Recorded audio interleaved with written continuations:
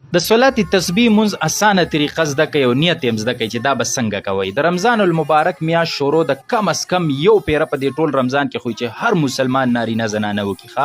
ښه خبره خو دا ده چې اخري اشره روانه ده چې سړی هره شپه کوي او که هره شپه نه چې کم از کم په طاق شپو کې خو یې خطا نه کړي او که دام نه نو په ټول رمضان کې خو دې یو پیره وکړي. زما په خیال چې کوم انسان یو پیره مو نه کړي نو د دې خیر نه محرومه کېدل دي، نو چې چېرته ترې نه محرومه نه شئ. نو طریقې زده کوي. دا هغه مونځ دی کوم چې نبي علیه السلام خپل تره ته وښودو چې په ژوند کې کم از کم یو پیره وکړه او د هغې په واسطه باندې امت ته وښودو. موږ چې د بزرګانو د سلفو عمل ته وکتو نو د هغوی نه دا مونځ څه دی ثابت دی د هغوی د عمل نه چې صلات تسبیح مونځ یې کړی. عبدالله ابن مبارک رحمت الله علیه چې د امام ابو حنیفه رحمت الله علیه شاګرد دی او د امام بخاري رحمت الله علیه استاد دی، د هغه مبارک د عمل نه ثابت دی چې هغه به کو او هغې دوه طریقې هم ښودلي او دا دویمه طریقې زما په خیال باندې لږه اسانه ده، نو زه تاسو ته صرف دا دویمه طریقه وایم چې په دې طریقه باندې کوي. ګوره جي اول نیت دی، نو نیت یې داسې وکړه چې 4 رکعاته صلات تسبیح کوم، خاص الله تعالی را مخ مې د کعبې شریفې په لور که الله اکبر، یا 4 رکعاته نفل صلات تسبیح منځ کوم. دغسې وکړه چې څنګه تاته اسانې بس دغسې نیت دی. د دې نه پس چې الله اکبر وکړې نو ثنا به شروع کړي، ولا اله غیرک پورې چې وي نو دلته به 15 پیرې سبحان الله والحمد لله ولا اله الا الله والله اکبر 15 پیرې به ده ووي. که په دې پسې ولا حول ولا قوة الا بالله العلي العظیم وی نو ښه خبره ده، او که نه وی نو دغه پورې څه ده والله اکبر پورې کافي ده. 15 پیرې د ده وي او د دې نه پس به اعوذ بالله بسم الله وي او الحمد به شروع کړي. ولد والین امین نه پس به صورت وي او چې رکوع ته لانې تلې په ولاړه دقلته به 10 پیرې ووي. بیا چې رکوع ته لاړ شي سبحان ربي العظیم د 3 پیرې وي او د دې نه پس به 10 پیرې په رکوع کې به ووي. سمع الله لمن حمد ربنا لك الحمد دی وي او 10 پیرې به دغلته په ولاړه به ووي. سجدې له لاړې په سجده کې د تسبیحاتو نه پس به 10 پیرې به ووي. د یو سجدې نه راپاسې او بلې ته لانې تلې په دې منځ کې چې دا کومه وړه ناسته ده دلته به 10 پیرې به ووي. دویمې سجدې ته لاړې د تسبیحاتو نه پس به 10 پیرې به ووي. نو چې په لومبي رکعت کله پاسې که نه نو ډایرکټ به 15 پیرې دا شروع کړي او 15 پیرې چې دې پوره کړو نو بیا بسم الله او بیا الحمد او بیا د فاتحې نه پس صورت او د صورت نه پس بیا 10 پیرې رکوع کې بیا 10 پیرې د رکوع نه پس بیا 10 پیرې په هره سجده کې او د سجدو په منځ کې بیا 10 پیرې. ګوره دا په هر رکعت ته چې پاسې نو لومبی 15 پیرې دی، په هر رکعت کې لومبی 15 پیرې دی او باقي په ټولو ځایونو کې څه دی جي 10 پیرې دی. په دې به تاسو پوه شوي یې. اوس شمار به څنګه کوې نو په دې ګوتو باندې کوه، دې ګوتو له زور ورکوه، قچې ګوتې له بیا دې بلې له بیا دې بلې له لږ لږ زور ورکوه. نو په دې طریقه باندې څه کوه جي شمار کوه. اوس که ته په دې کې غلط شو په یو ځای کې دې کم وویلې نو په هغه بل ځای کې څه وکړه جي سیوا ووایه. که په یو ځای کې پاتې شو لکه په رکوع کې پاتې شو نو دغه شان سمع الله لمن حمده کې پاتې شو نو په سجده کې 20 پیرې ووایه. که په یو سجده کې پاتې شو نو په دې بله سجده کې 20 پیرې ووایه، د سجدو په منځ کې 20 پیرې ووایه. نو دغه شان طریقې سره چې په یو ځای کې پاتې شو په بل ځای کې پوره کا او چې په یو ځای کې کم شو نو په هغه بل ځای کې هغه مقدار څه کا برابر کا. نو په یو رکعت کې 15 پیرې او په ټول منځ کې دا 300 پیرې څه کېږي جي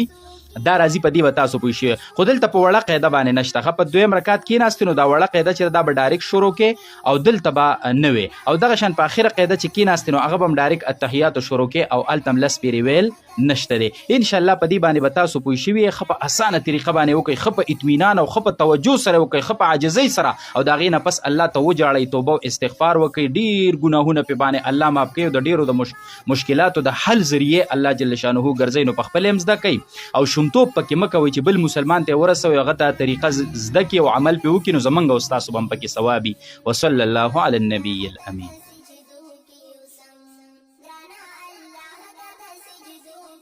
نو یو خو قرآن کریم اشرف الکتب دی او بل خاتم الکتب دی. د قرآن کریم پر راتلو سره تمام کتابونه الله منسوخ کړه.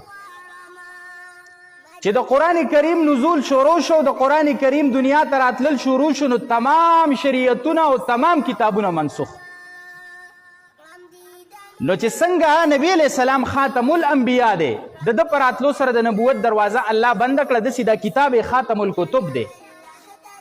د دې کتاب په راتلو سره تمام کتابونه الله منسوخ. نو دا یو مقام شو چې اشرف الکتب دی او دی بل مقام شو چې خاتم الکتب دی او دی بل مقام شو چې په فرشتو کې کومه اشرفه فرشته ده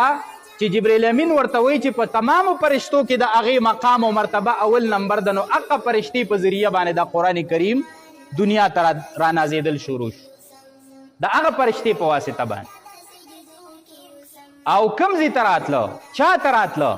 هغه شخصیت ته راتله جناب نبی کریم صلی الله علیه وسلم چې په تمامو انبیاو کې سید الانبیاء دی، امام الانبیاء دی، هغه ته راتله نو کتاب ته وګوره د کمال کتاب دی فرشتې ته وګوره چې د چا په واسطه راځي د کمال فرشته ده او پیغمبر ته وګوره چې کوم پیغمبر ته راځي نو هغه سردار د پیغمبرانو دی او کوم ځمکې ته راځي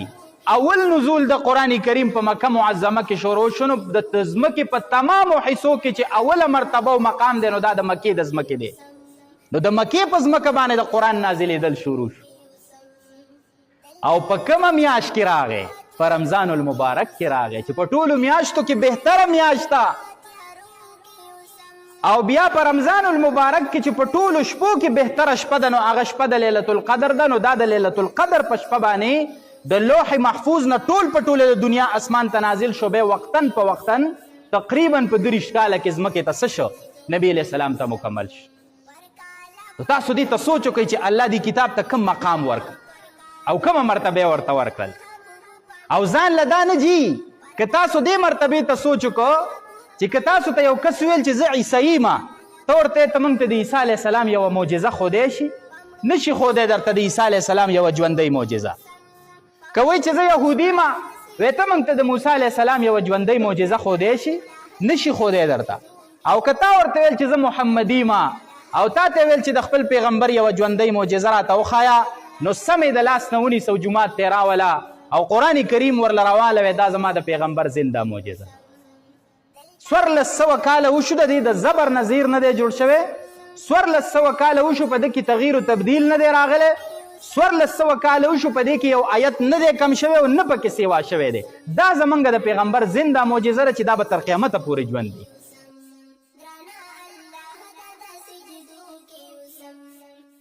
چې د نورو کتابونو د حفاظت ذمواري الله نه ده اخیستې د قرآن کریم د حفاظت ذمواري الله په خپله واخیستله د نورو کتابونو د حفاظت ذمواري به الله هغه قومونو ته حواله کړه د تورات ذمواري یهودو ته حواله کړه دومره تغییر و تبدیل یې پکې وکړو دومره رد و بدل یې پکې وکړو چې نن تا ته په دنیا کې په اصلي شکل کې تورات نه ملاویږي په شپږ قسمه کې تورات ته یو وایي دا صحیح دی بل وایي دا صحیح دی بل وایي دا صحیح په مسلمانانو کې که عرضي طور ډله ویم